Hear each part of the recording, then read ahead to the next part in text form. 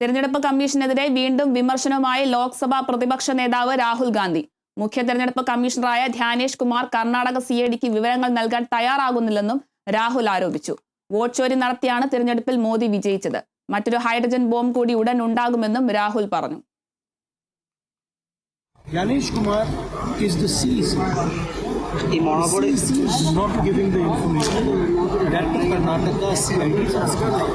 There can be no bigger indictment of the CEC than this.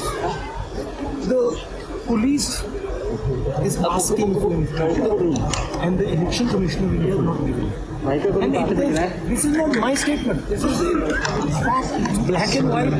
You can see that the CID has written letters after letter after letter to the election. So it's very clear. Look, I've said already, a hydrogen bomb that is going to devastate completely the reality of the situation.